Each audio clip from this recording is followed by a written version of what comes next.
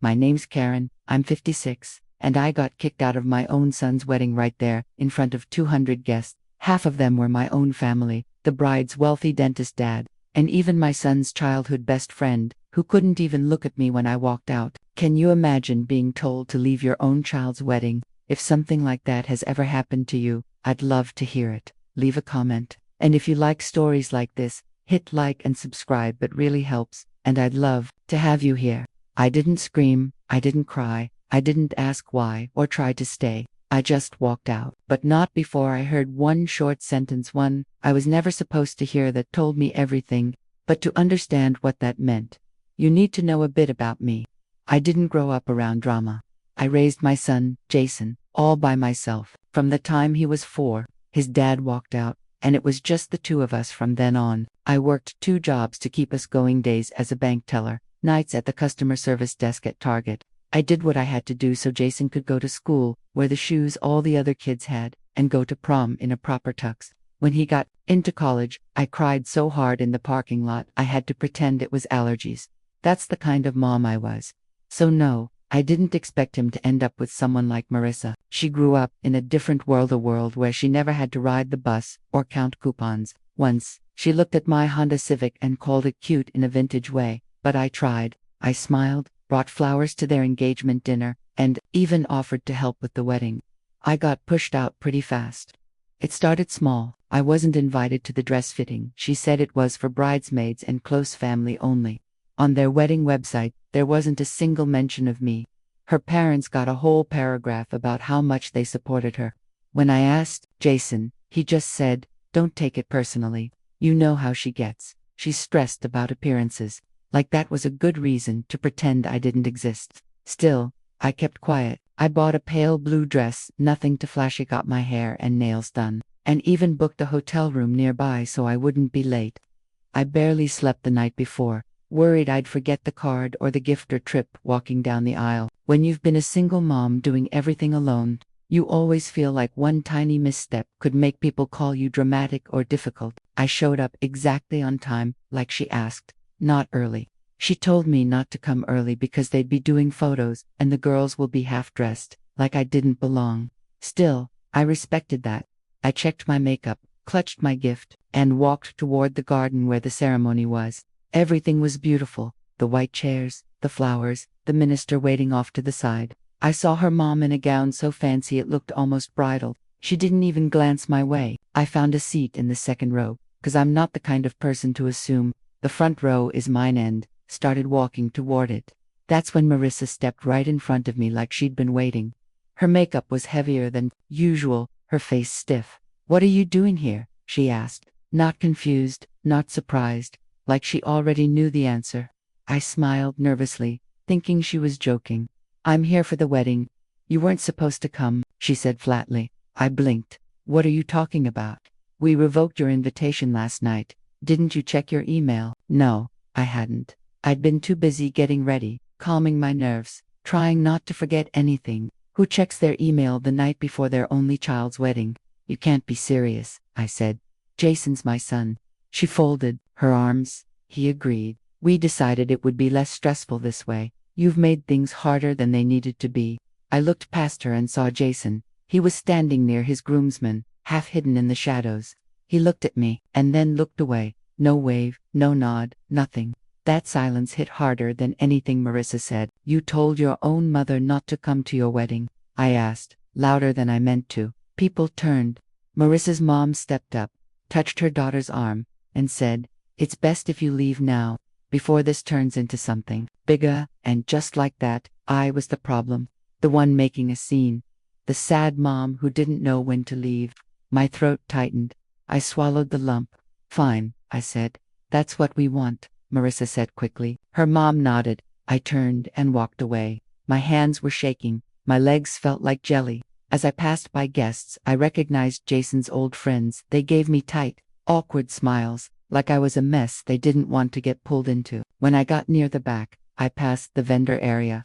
That's when I heard it. Marissa's dad was pacing on the phone, not even trying to whisper. I caught one sentence: "As long as she doesn't talk, we're in the clear." It hit me like a punch.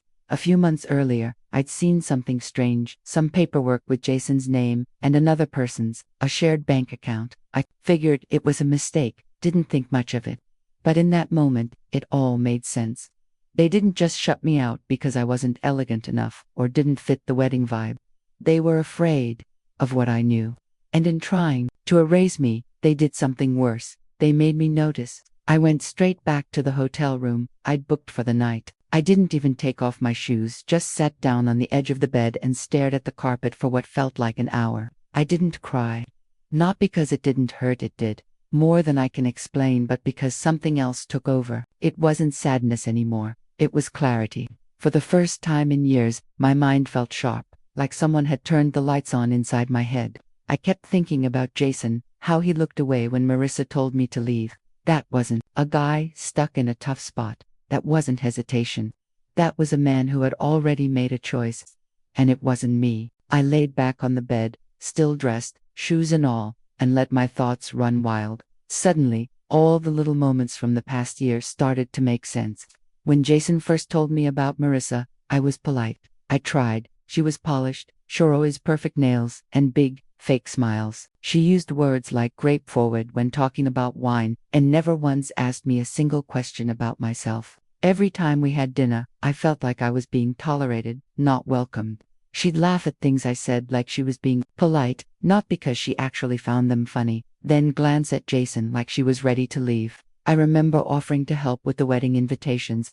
She told me, "Oh, it's okay, we're using a design service. It's kind of complicated if you're not used to it." Like I didn't know how to click on a website.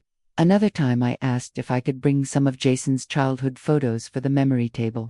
She just smiled and said, "We already picked a minimalism. It's a cleaner aesthetic." What she meant was, there's no room for anything personal that doesn't fit my Instagram vibe. The more I thought about it, the clearer it became.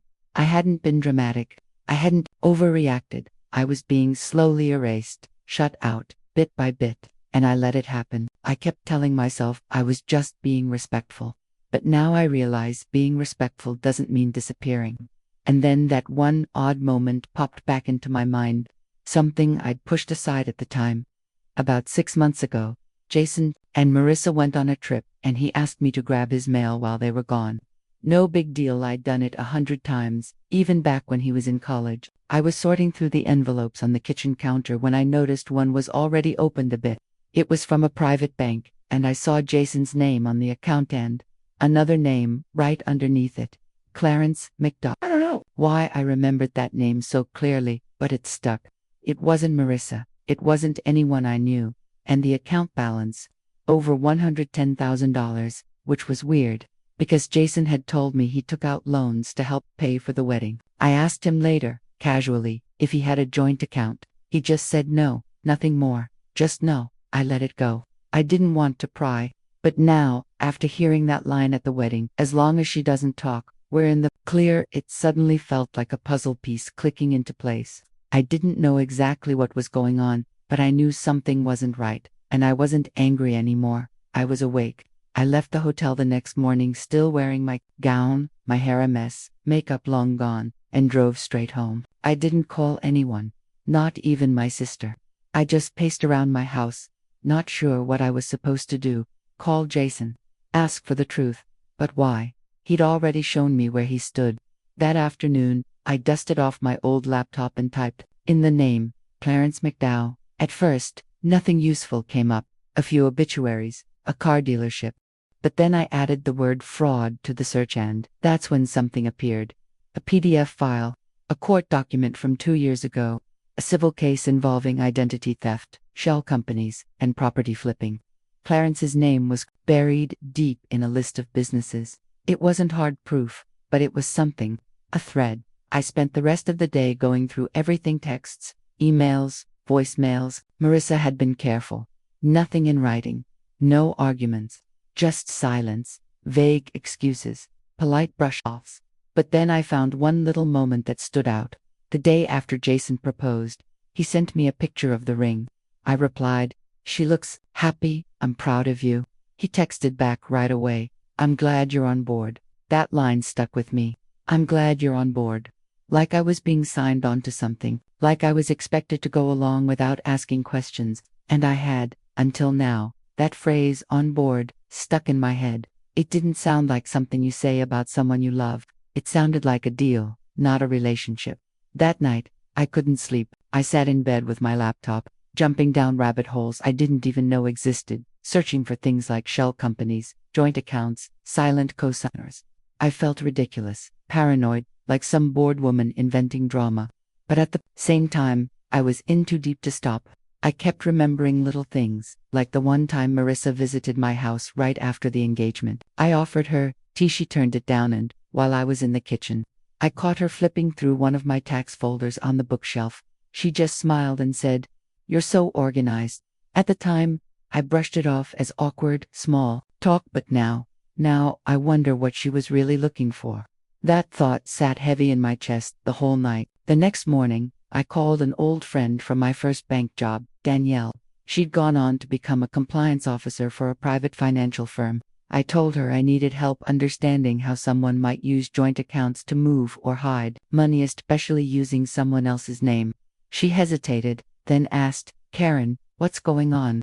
And I told her, as honestly as I could, "I think my son is being used, and I think I wasn't supposed to see something I did." She agreed to meet me for lunch. When I showed her the old screenshot of that strange bank account I'd taken months ago, her whole face changed. She studied it, then said, "Karen, this is designed to look legit, but it's not. That second name, he's a silent cosigner. That's a major red flag." I asked her, "Red flag for what?" And she said something I'll never forget. "Usually fake companies, real estate scams, sometimes even identity swaps. People use partners, relatives, anyone who won't ask too many questions." I felt sick. Jason isn't stupid, but when it comes to people he wants to impress, he can be blind. He trusts too easily, especially when love or pride is involved. I started to wonder if he even knew what he'd gotten himself into. I didn't tell Danielle everything, not yet. I still needed more. That night, I went home and started a folder, printed out emails, texts, screenshots, anything that might matter. I labeled it just in case, but deep down, I knew what I was doing. I wasn't collecting this stuff for revenge. I was preparing for the truth. I wasn't going to be the sad mom they painted me as, the overbearing woman who didn't know her place. I was going to be the one who noticed, the one who refused to disappear. They told me to be quiet, so I decided to do the opposite. It took another week for me to admit it to myself. I wasn't just chasing a hunch anymore. I was investigating my own son. And that realization, God, it hurt. It felt like swallowing glass. But I couldn't ignore what I'd seen. I wasn't trying to ruin his marriage or act out of jealousy. I was trying to understand why everything had started to feel off. Because the more I found, the more I realized nothing made sense. After that talk with Danielle, I didn't sleep much. I stayed up making lists. I opened a spreadsheet and started building a tiny dates, names, bank info, weird conversations, even moments that seemed small at the time. I wrote it all down, and then a pattern started to form. That account with Clarence McDowell, Jason had opened it right after he met Marissa. Not before, not randomly, after. Then, I remembered something else.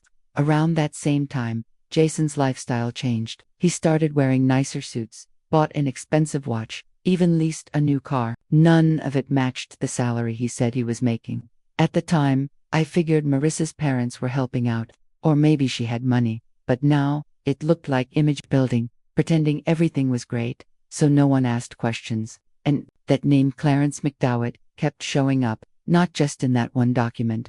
I remembered once seeing a piece of mail addressed to him at Jason's old apartment, back when he and Marissa first moved in together. I even joked about it. "Hey, did your neighbor's mail end up in your box again?" He'd just laughed and said, "Yeah, probably." I didn't believe that anymore, so I called the leasing office, pretending I was verifying tenant records. I asked if a Clarence McDowell had ever been listed on the lease. The girl on the phone got real quiet, put me on hold, then came back with, "I'm sorry, I can't release that information." Her voice was shaky, nervous. That told me everything I needed to know. I printed the full timeline and added it to the folder, but I wasn't done. I needed something bigger, something undeniable. So I went through Jason's old boxes, the ones he left at my house when he moved in with Marissa. Inside one, I found an old external hard drive. I plugged it into my laptop. Mostly, it was board college essays, tax files, old party pics. But then I found a folder called Invoices 2022. Most of the files were small, believable, design work, consulting, normal stuff. But two stood out. One from CBM Consulting Group for $500, and another from Equinox Logistics for $37,000. Neither had a real address. I Googled both company names. Nothing. Blank shells. It looked real, but it wasn't. I printed them. Then I did something I'm not proud of. I drove to Jason's apartment while he was at work. I still had a key from when he first moved in. I told myself I'd just look, nothing more. No touching. No snooping. That didn't last. His office looked like a showroom. Not a single cable out of place. Too neat, but the trash can was full. Right at the top was a crumpled envelope from a law firm, Baxter and Lane. I fished it out, flattened it, and froze. It was addressed to Marissa. Inside was a letter confirming her legal name change, from Clarissa McDowell to Marissa Lane 8 months ago, just after the engagement. She hadn't always been Marissa Lane. She became Marissa Lane. Not for love, not for tradition, but for strategy. I read that letter 3 times just to make sure I wasn't imagining it. Then I took a photo, gently slid everything back into the trash the way I found it, and left. And I knew, in my gut, I'd barely scratched the surface. Karen, this might be bigger than just your son. What you're describing sounds like organized financial frauds, something that doesn't just stop at one marriage or one account. It's methodical, controlled. People like this don't leave trails unless they're careless or arrogant. And honestly, some of the paperwork you found shows both. I sat in silence on the phone, heart pounding, fingers clenched around the arm of my chair. This wasn't a family drama anymore. It wasn't about a cold daughter-in-law or a son who forgot his mother. This was real. This was dangerous. And, somehow, I'd walked right into it by being the only person not afraid to look closer. But let me back up a little. I'd gone through Jason's filing cabinet that day quietly, carefully. It wasn't even locked. Inside were tax forms, pay stubs, and a manila folder labeled legal. When I opened it, I found copies of NDI's non-disclosure agreements with 3 different names. None of them were Marissa. None were Clarence McDowell either. Just strangers. Someone named Janine, another named Michael, and one that was only signed RT. They were spaced out over 2 years, all signed by Jason, all using vague language about proprietary data and personal confidentiality. Why would my son have NDAs with random people? I didn't take the files. I just memorized the structure, the names, the dates. I went home shaking, not from fear, but from sheer adrenaline. I kept asking myself, what was I not supposed to see? What was I being kept away from? Because that's what this was really about. They didn't want me at the wedding. It wasn't because I'd embarrass them or make things awkward. It was because I might see something, someone, remember too much, ask the wrong question, blow the whole thing open. This wasn't about protecting a family gathering. It was about keeping me from exposing their house of cards. The more I thought about it, the more their behavior made sense. Marissa's stiff smile, her mother standing next to her like backup. Jason's silence, not stunned, not ashamed, just still, like someone who'd already chosen a side. And it wasn't mine. That night, I made a decision. No more waiting for proof. That made me feel better. I had enough to act, I just didn't know how. I couldn't go to the police with a folder full of hunches and out-of-context paperwork. I needed someone who could help me make sense of it all. Someone who understood the legal tightrope I was walking and could stop me from stepping on a landmine. So I called Lisa. She and I had worked together years ago, back when I was still at the bank. She was sharp then, and after she moved into private financial investigations, I heard she'd made a name for herself tracking fraud and white-collar crimes. We hadn't talked in over a decade, but I still had her number saved. She picked up on the second ring. After a few minutes of awkward small talk, I told her the truth. Lisa, I think my son is being used in a marriage that's part of something bigger. Fraud, maybe laundering. I don't know if he's in on it or just being used, but either way I've found things, documents, names, accounts. I need someone to look at it all before I do something irreversible. Lisa didn't laugh.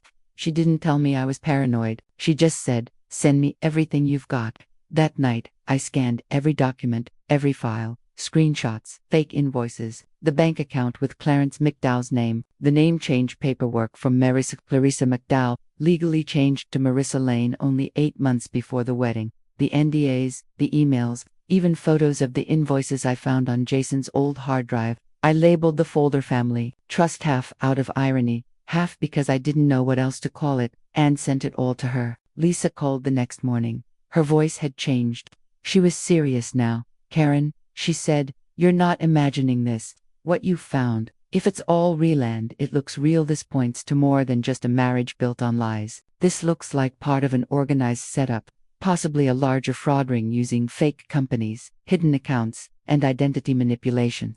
I think you've uncovered something no one was supposed to see. She asked me if I knew any other names. I told her the ones I saw on the NDAs: Janine, Michael, RTI, told her about the shell companies CBM Consulting, Equinox Logistics, and that offshore-sounding account tied to Clarence. I told her how the name Marissa Lane wasn't even real until just before the wedding. How every document had small things that didn't line up. Lisa was quiet for a beat. Okay, she said finally, let's take this slow, carefully. I'm going to start cross-referencing these names and company records. I know people who can verify the banking links, but Karen, you need to be careful. If this is what I think it is, you're not just dealing with a bad relationship. You're looking at organized financial crime. I didn't say much. I couldn't. My heart was pounding in my chest. Not from fear, exactly, but from knowing finally that I hadn't made this up, that I hadn't gone crazy, and that I was right to pay attention. They tried to shut me out. They told me to stay quiet. They underestimated me, but now I had people watching. And I wasn't letting go until I knew the whole truth. I told her, I need someone I trust to look at this. She understood, and I made it clear: use whatever she needed, just keep my name out of it for now. I wasn't only trying to protect myself, I was trying to protect Jason too. Even if he knew part of what was going on, I had this awful feeling he didn't see the whole picture. Maybe he thought staying quiet was the safest thing to do. People think silence is harmless, but it's not. It can protect you or hurt others, depending on how it's used.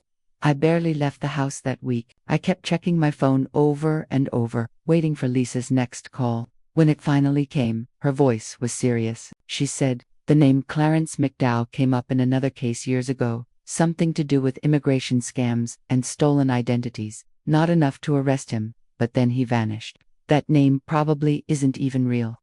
Then she added, the companies listed on those invoices, they're part of a known pattern used in international fraud.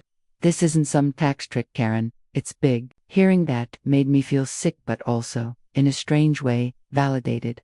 I wasn't overreacting. This was real.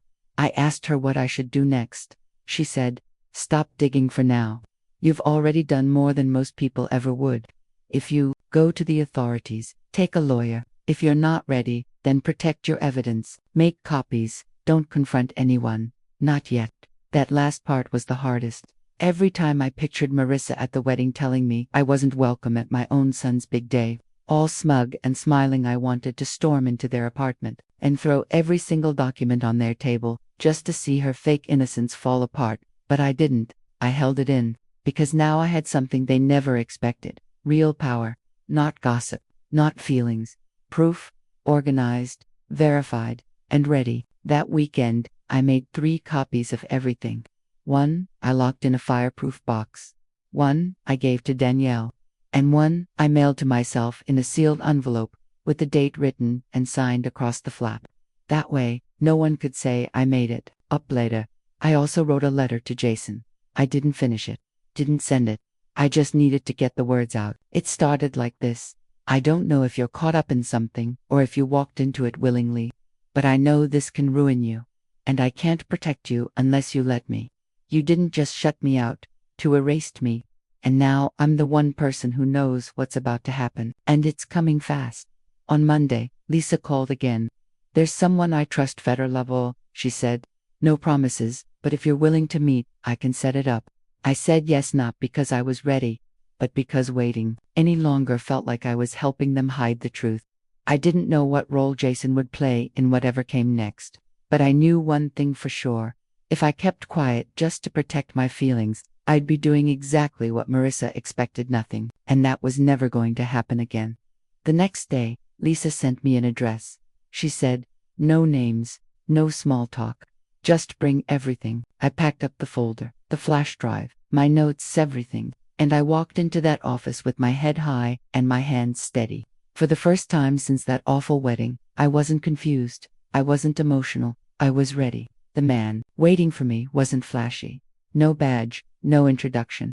Just a quiet nod and, let's see what you've got. I handed over the folder and the drive. He spent the next hour going through everything: fake names, shady invoices, bank statements, emails, even those scanned NDAs. He didn't say much, just highlighted, took notes, and made these quiet sounds like none of this surprised him, like he'd seen it all before. Finally, he looked up and asked, do you believe your son knows what's going on? I was honest. I don't know. I couldn't say yes. A part of me still hoped Jason didn't understand the mess he was in, but I couldn't say no either, not after seeing how easily he let Marissa humiliate me in front of everyone we knew. He didn't say a word that day, and that silence said a lot. The man closed the folder. We'll take it from here, he said. But understand, if this turns into a formal case, your name might come up. Are you ready for that? I didn't even let him finish the question. Yes. I didn't care about what people would say or who might be uncomfortable at the next family dinner. I cared about truth. And stopping them from burying it, he told me to stay quiet. No warning, Jason.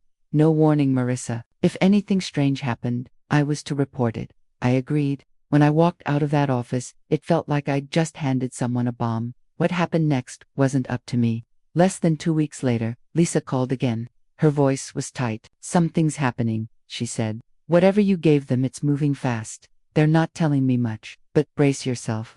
I asked what she meant. She just said, watch the fallout, don't blink. The next day, my phone rang. It was a number I didn't recognize, but I picked up. It was Jason. His voice was shaky, angry, and all over the place. What the hell did you do? He shouted. What did you send? Who did you talk to? I didn't answer right away. He kept going. Marissa's accounts are frozen. Her parents are being questioned. I'm getting calls from people I don't even know, asking about my finances. You're trying to destroy me. I stayed calm and asked him one question. Did you know she changed her name? There was silence. Not just for a moment, but a full 5 seconds. Then he finally said, it's complicated.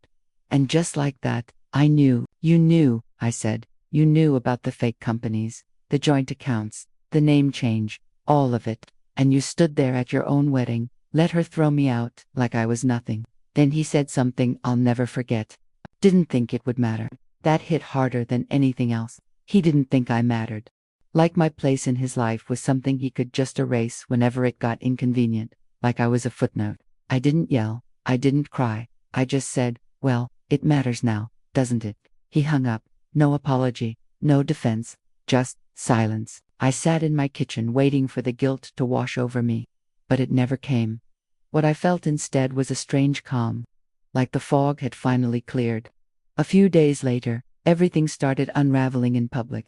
Marissa's company, whatever fake brand she'd built, announced a temporary pause on operations. Her social media disappeared overnight. Her dad's dental office went through a staff restructuring. One by one, the pieces started falling, and I didn't have to do a thing. People started talking. An old friend who worked in finance told me investigators had reached out to her firm about 2 of the companies Marissa used on Jason's invoices. Even one of Jason's groomsmen, someone who hadn't spoken to me in years, called and said, Karen, I don't know what's going on, but people are saying she used a stolen ID to get her visa. Is that true? I didn't confirm anything. I just said, she made a lot of choices. And now they're catching up to her. Then came the hardest call. Jason again, but this time, he wasn't angry. He was crying. Not a few tears, like a little boy. They're going to arrest her, he said. I didn't know how deep it went. I swear, Mom, I didn't know everything. Part of me wanted to believe him, but then he asked, can you fix it? And just like that, I realized he still didn't get it. He still thought I was the mom who would clean up his mess. No matter what. I told him, Jason, you told me I didn't matter. And now the only reason this is getting stopped is because I paid attention. Not you. Not because you did the right thing, but because I refused to stay silent. He tried to cut in, But I didn't let him. You made your choice. You don't get to come back now that it's all falling apart. I tried to warn you. You ignored me. You picked her. You let her walk all over me. You erased me from your life. He said. I was scared. And I replied, so was I. The difference is, I did something about it. That was the last time we spoke. I haven't heard from him since. I don't know all the details of what happened after that. Lisa told me formal charges were in the works, but nothing public had my name on it. They kept their promise to protect me, but the story got out anyway.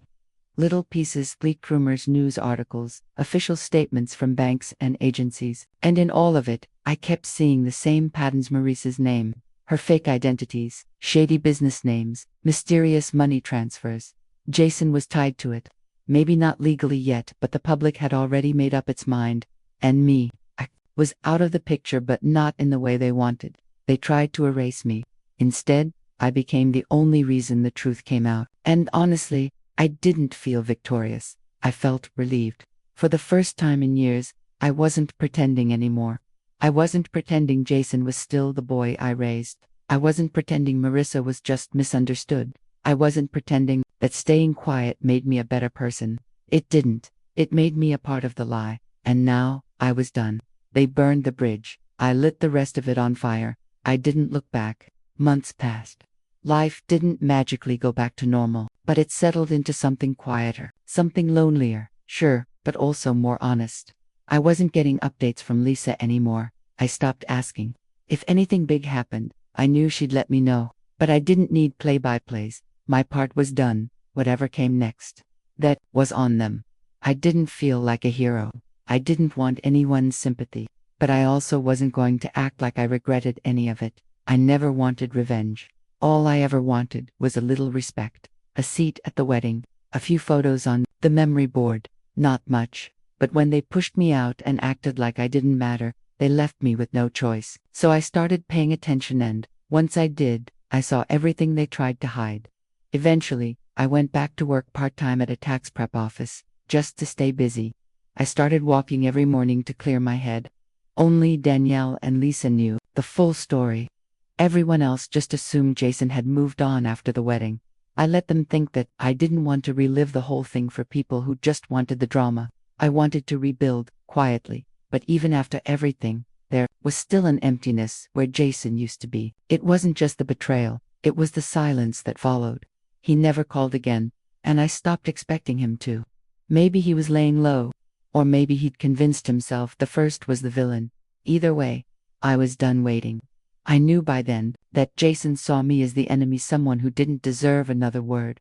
I didn't forgive him for that, but I accepted it.